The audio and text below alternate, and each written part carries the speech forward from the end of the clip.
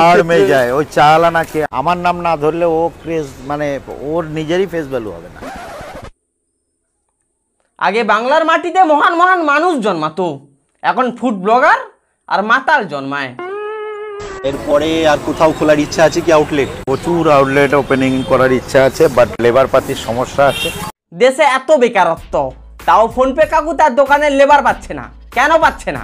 কারণ শালা আমি রাস্তায় ভিক্ষা করব, তাও বুকে এটা লিখবো না বিশ্ববিখ্যাত ফোনপে পরোটা, বিশ্ববিখ্যাত। আর এর যে ডায়লগ ভাই, শুনলে ইচ্ছে করে পরোটা এর গাড়ে গুঁজে দিতে। তা বলছে কাকা প্লিজ একটুখানি ওয়েস্ট বেঙ্গলের সিএম কে রিকোয়েস্ট করে দিন। কি বলে?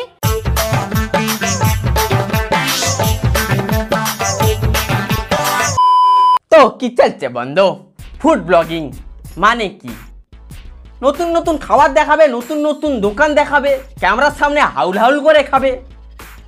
বাট বাঙালির জন্ম হয় হাসপাতালে ঝামেলা করে। তাহলে তুমি ভাবছো কি করে ফুড ব্লগিংয়ে ঝামেলা থাকবে না? এরা কিন্তু লুচ্ছা না, ইনি হয়তো ডায়লগের ভাইরাল, ইনি খাবারে ভাইরাল, ইনি প্লাস মায়ের ব্যবহারের ভাইরাল, ইনি বিরিয়ানিতে ভাইরাল, কিন্তু এনাদের সবার একটা স্ট্যাটাস আছে, বা যারা এই ভিডিওগুলো করছে তাদেরও একটা সম্মান আছে। কি বলে? এসেছি এই যে তোমাদের দুজনের নামেই এই কোর্টের নোটিশ তোমাদের কাছে চলে যাবে। ফোনপে পরোটার কোর্টের নোটিশ ওনার অ্যাড্রেসে চলে যাবে। পবিত্রদার আড্ডা যে চ্যানেল আছে তার নাম অ্যাড্রেস আমি জানি না, ওনার মেলে চলে যাবে। কার ওপর কেস, কিসের জন্য কেস, সেটা বড় কথা নয়। বড় কথা হলো ইনি আমাদের আমেরিকান দাদা। মানুষ সকালবেলা দোকান খুলে ধূপ দেয়, আর আমাদের দাদা ফুড ব্লগারদের ইন্টারভিউ দেয়। ইন্টারভিউ না ইন্টারভিউ, ভাববার বিষয়। আমি কিছুক্ষণ আগে বারাসাত কোর্টে ছিলাম, তো আমি জাস্ট আসলাম।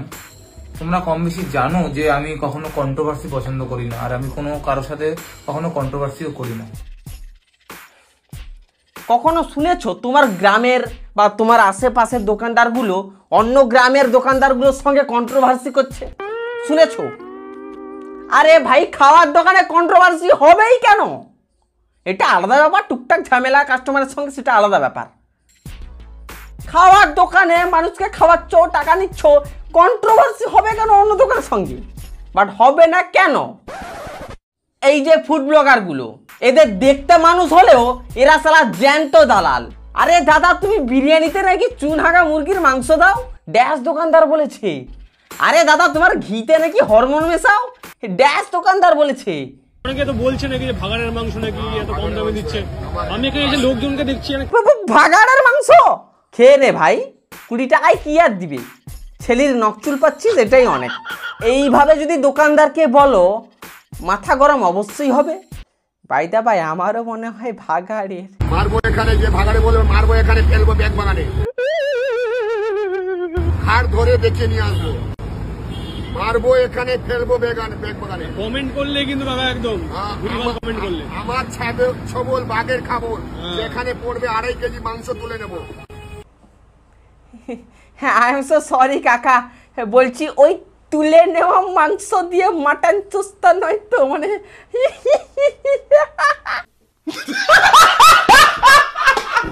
আর এই ফুড ব্লগারগুলো ভালো দোকানদারগুলোর কাছে ব্লগিং করতে যায় না, দেখে যে কার পেটে বাংলা পড়েছে।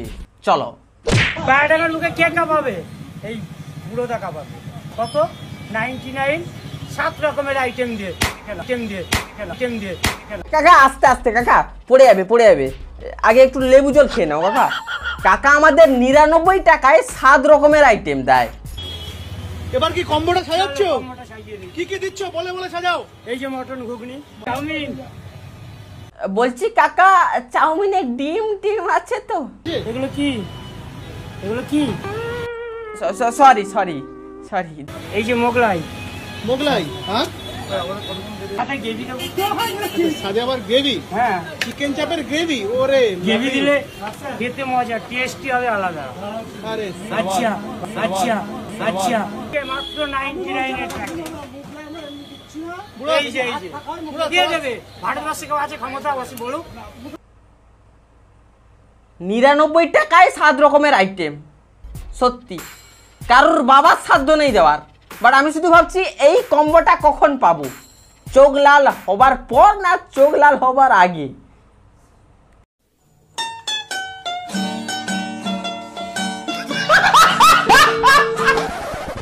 সত্যি বলতে কাকা আমাদের মহান পুরুষ। কাকার কাছে এইসব টাকা টাকা এটা টাকা টাকা বড় কথা নয়, বড় কথা হলো গিয়ে কি হয়েছে?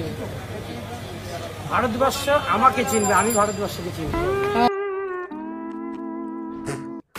আমাদের দুর্ভাগ্য অলিম্পিকে মদ খাওয়ার কম্পিটিশন নেই, নাহলে আমি শিওর 8-10টা গোল্ড মেডেল তো চলেই আসতো।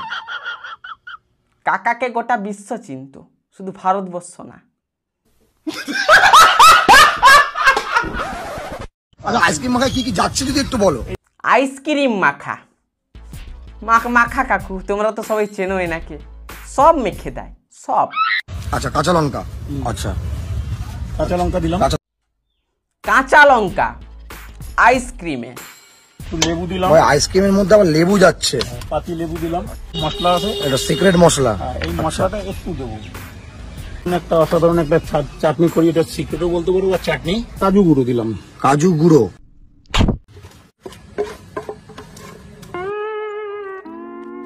এতে একটু কুত্তার শুকনো গু, শুকরের মূত্র, দাদুর বিচির চুল, আমার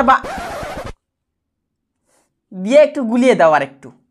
এটা খাবার, এটা খাওয়ার পর যদি হাগা হয় তোমার ভাগ্য ভালো।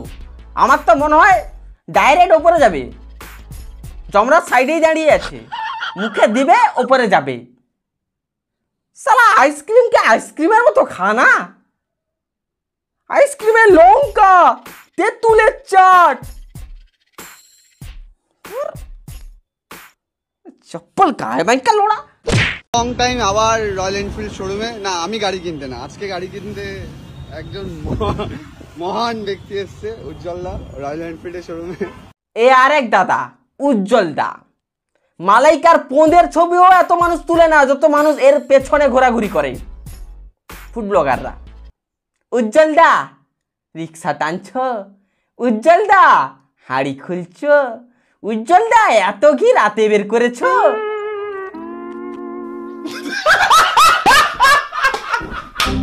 মহান ব্যক্তি এসছে, উজ্জ্বল দা, রয়্যাল এনফিল্ডের শোরুমে। ফুড ব্লগারদের কাছে উজ্জ্বল দা মহান পুরুষ। এই তো সামনে যে 15ই আগস্ট, গান্ধীজির সাইডে উজ্জ্বলদার ফটো থাকবে। অ্যান্ড আমার যেটা সব থেকে ভালো লাগে এই ফুড ব্লগারদের প্রশ্নগুলো, বৌদি তোমার লেগ পিসটা সুন্দর তো, বৌদি এটা কি, বৌদি এটা লঙ্কা, বৌদি এটা কি গো বানানোর মতো দেখতে, মোটা মোটা লম্বা লম্বা, ও শশা এটা, বৌদি এই হরমোনের মতো দেখতে বিরিয়ানির ওপর কি খেরাচ্ছ, ও ঘি ঘি, বৌদি তোমার মাংস ঝরে ঝরে পড়ে, বৌদি তোমার মুরগি হেগে ছুচায়।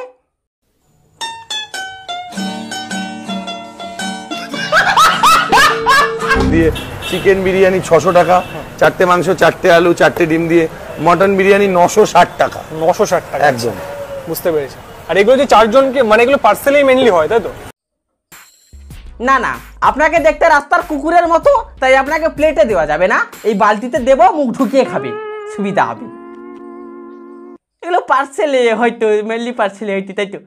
আরে ভগবান, সারা দিনে এরা 45 বার বিরিয়ানি খায়, তাও ভাই কন্টেনারটা যে পার্সেলে ব্যবহার হয়, মানে এরা প্রশ্নে কি কি খেয়েছে, এরা প্রশ্ন টুশ্ন করে ভাই আমার মাথা কাজ করে না ভাই, সত্যি বলছি আমি পাগল টাগল হয়ে যাবো ভাই। এই যে প্লেটার আছে, এই প্লেটে কি কি রয়েছে আজকে?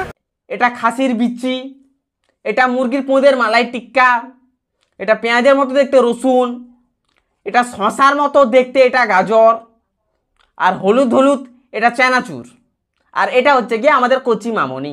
সরি, এটা প্লেটে নেই।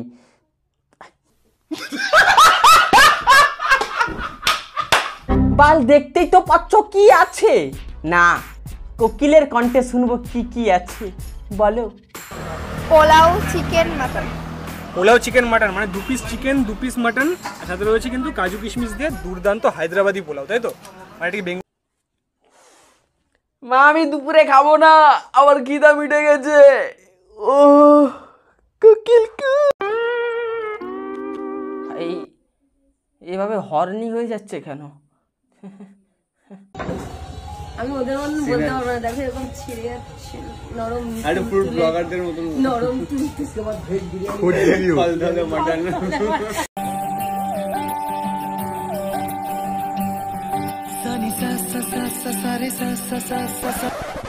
কে কি খাচ্ছে আমি বুঝতে পারছি না।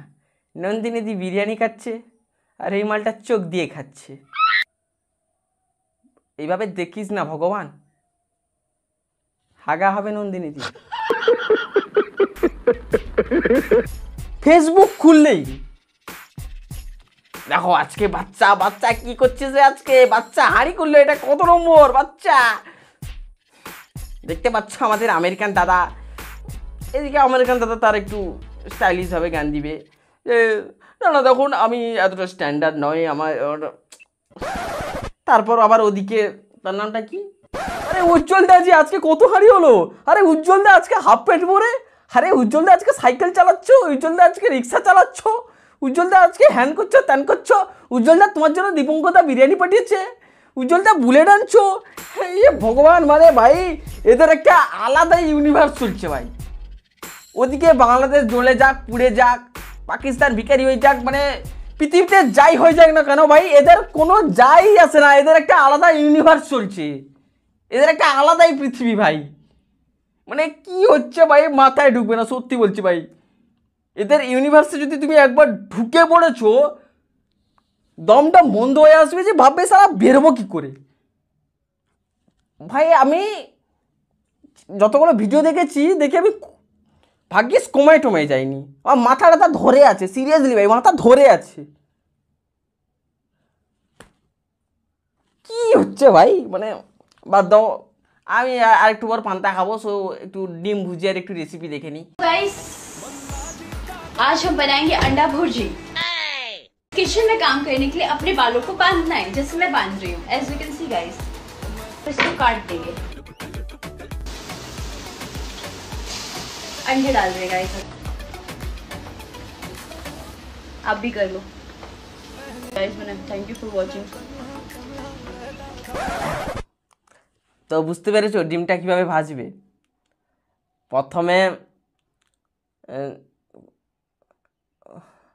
তেহার বাল আমি তো রেসিপি দেখিনি মারা।